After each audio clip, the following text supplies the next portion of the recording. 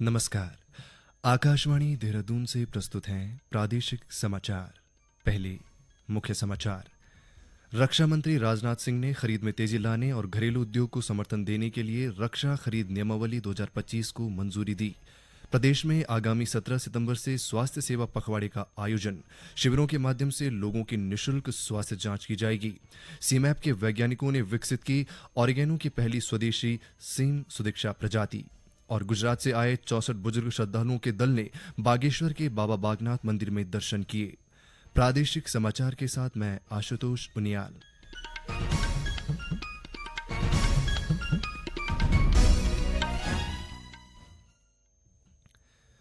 रक्षा मंत्री राजनाथ सिंह ने रक्षा खरीद नियमावली 2025 को मंजूरी दे दी है। इसके तहत सरलीकृत प्रक्रियाओं के माध्यम से घरेलू उद्योग को सक्षम बनाने, नवाचार को बढ़ावा देने और उद्यमशीलता को समर्थन देने के लिए सेनाओं का राजस्व बढ़ाने में तेजी लाई जाएगी। एक रिपोर्ट। रक्षा मंत्रालय ने कहा है कि संशोधित दस्तावेज युद्ध के आधुनिक दौर में सशस्त्र बलों की बढ़ती आवश्यकताओं को पूरा करेगा और तीनों सेनाओं के बीच एकजुटता को बढ़ावा देगा। इससे शीघ्र निर्णय लेकर सैन्य तैयारियों के उच्चतम स्तर को बनाए रखने में भी सहायता मिलेगी। मंत्रालय ने कहा कि दस्तावेज में व्यापार करने में सुगमता को और मजबूत किया गया है। इसका उद्देश्य रक्षा विनिर्माण और प्रौद्योगिकी में आत्मनिर्भरता को प्रोत्साहन देना है। रक्षा मंत्रालय के अंतर्गत रक्षा सेवाओं और अन्य संगठनों की वस्तु और सेवाओं की खरीद इस नियमावली से विनियमित होती है। इससे पहले वर्ष 2009 में इसकी घोषणा की गई थी। सशस्त्र बलों और अन्य हितधारकों के परामर्श से मंत्रालय के भीतर यह नियमावली संशोधित की जा रही है।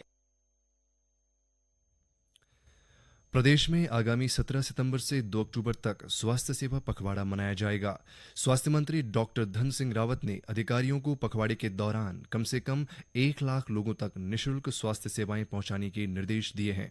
इस दौरान विशेषज्ञ स्वास्थ्य जांच शिविर, रक्तदान शिविर, स्वच्छता अभियान, एक पेड़ मां के नाम और प्रदर्शनियां आयोजित की जाएंगी। लगभग 2500 स्थानों पे जो है निःशुल्क लोगों की जांच की जाएगी और कोई पर्ची नहीं काटी जाएगी। 100% निःशुल्क होगा। उसमें दवाइयाँ फ्री मिलेंगी, जांचें फ्री होंगी, सर्वाइल के कैंसर के जितने मरीज हैं उनकी भी जांचें फ्री की जाएंगी। और टारगेट ये हमारा कि इसमें लाखों लोगों को जो है इसका सुविधा दी जाएगी। पूरे प्रदेश में 250 हम ब्लड कैंप लगाने जा रहे हैं और उसमें टारगेट ये है कि 5 लाख लोगों का जो है रजिस्ट्रेशन कराया जाएगा। वैसे टीबी के मरीजों को जो एक निक्षय मित्र गोद लेते हैं 10,000 का टारगेट हमने इसका रखा है और 17 तारीख को इसकी लॉन्चिंग भारत के प्रधानमंत्री माननीय मोदी जी करने जा रहे हैं। प्रधानमंत्री नरेंद्र मोदी ने इस स्वतंत्रता दिवस पर लाल किले की प्राचीर से दिवाली तक जीएसटी सुधारों की अगली पीढ़ी की घोषणा की थी। आज हम आयुर्वेद, यूनानी और होम्योपैथी जैसे चिकित्सा उपकरणों और दवाओं के लिए किए गए सुधारों पर नजर डालेंगे। जीएसटी परिषद ने इस महीने 3 तारीख को नए जीएसटी सुधारों की घोषणा की, जिसमें स्वास्थ्य क्षेत्र में कर की कटौती से आम आदमी को बड़ी राहत मिली है। परिषद ने आयुर्वेद, यूनानी और होम्योपैथी से जुड़ी कई दवाइयों पर जीएसटी दर 12% से घटाकर 5% कर दिया है। साथ ही मेडिकल, डेंटल और पशु चिकित्सा से जुड़ी मशीनों पर जीएसटी की दर 18% से घटाकर 5% कर दी गई है। इसके अलावा मेडिकल ग्रेड ऑक्सीजन पर कर 12% से घटाकर 5% कर दिया गया है। दवाओं पर कर में कटौती से अस्पतालों का खर्च कम होगा, जिससे खासकर गरीब और मध्यम वर्ग के मरीजों को राहत मिलेगी। मेडिकल उपकरणों पर कर घटने से देश में विनिर्माण को बढ़ावा मिलेगा और इलाज सस्ता होगा।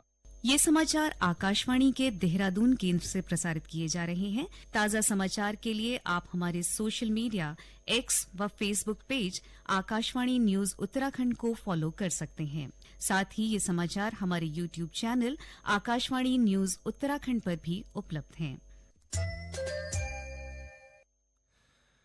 केंद्रीय औषधि एवं सगंध पौध संस्थान सीमैप के वैज्ञानिकों ने अरोमा मिशन के तहत ऑरिगेनो यानी जंगली तुलसी की सिम सुदिक्षा प्रजाति विकसित की है, जो देश की पहली स्वदेशी प्रजाति है। इस प्रजाति की खेती उच्च पहाड़ी क्षेत्रों के अनुकूल है और तराई और मैदानी क्षेत्रों में भी मौसमी फसल के रूप में इसकी खेती हो सकती है। सीमैप के प्रभारी वैज्ञानिक डॉक्टर राजेंद्र चंद्र पडलिया ने बताया कि अरोमा मिशन के तहत सीमैप अनुसंधान के वैज्ञानिकों ने 6 साल की अथक मेहनत से ऑरिगेनो की सिम सुदीक्षा प्रजाति विकसित की है। यह प्रजाति पहाड़ी क्षेत्रों के अनुकूल है, जबकि तराई और मैदानी क्षेत्रों में भी सीजनल क्रॉप के तौर पर इसकी खेती हो सकती है। उन्होंने बताया कि पहाड़ी क्षेत्रों के किसानों के लिए यह एक अच्छी वैकल्पिक फसल है।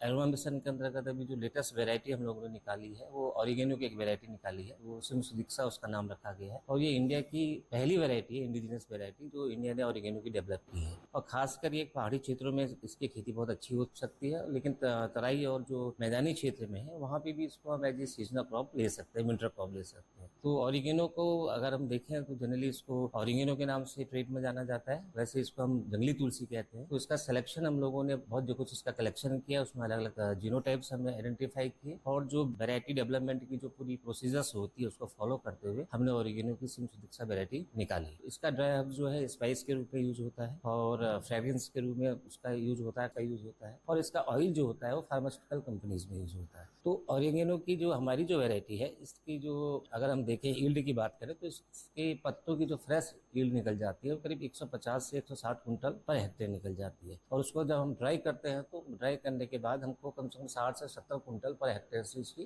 ड्राई लीव्स मिल जाती है। तो इससे जो खासकर जो हमारे पहाड़ी क्षेत्र के किसान हैं, अगर हम देखें तो वहाँ पे उन लोगों को एक अल्टरनेटिव क्रॉप के रूप में एक उसको वो ग्रो कर सकते हैं और उससे एक अच्छा सा लाभ प्राप्त कर सकते हैं, क्योंकि इसकी मार्केट पूरी ओपन मार्केट है।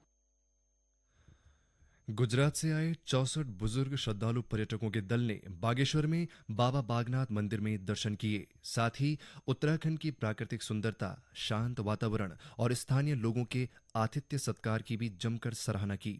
श्रद्धालु पर्यटक शरद विमान ने कहा कि उन्हें उत्तराखंड से विशेष लगाव है, इसलिए जब भी समय मिलता है यहाँ के मंदिरों और पर्यटन स्थलों के दर्शन करते हैं।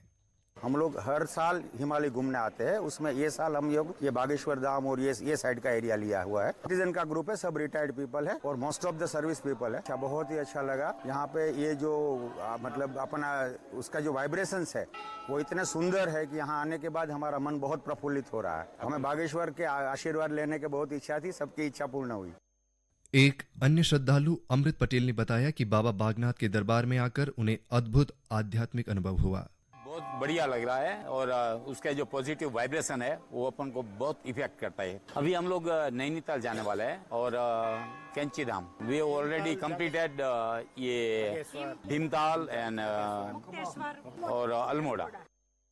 वहीं स्थानीय व्यापारियों और पुजारियों का कहना है कि इस तरह के समूह के आगमन से धार्मिक पर्यटन को बढ़ावा मिलता है और स्थानीय अर्थव्यवस्था को मजबूती मिलती है। गौरतलब है कि सरयू और गोमती नदियों के संगम पर स्थित बाबा बागनाथ मंदिर की महिमा दूर दूर तक प्रसिद्ध है। आयकर रिटर्न दाखिल करने की आज अंतिम तारीख है। आयकर विभाग ने सोशल मीडिया प्लेटफॉर्म पर प्रसारित एक फर्जी खबर का खंडन किया है, जिसमें दावा किया गया था कि आईटीआर दाखिल करने की अंतिम तिथि 15 सितंबर से बढ़ाकर 30 सितंबर कर दी गई है। अंत में मुख्य समाचार एक बार फिर।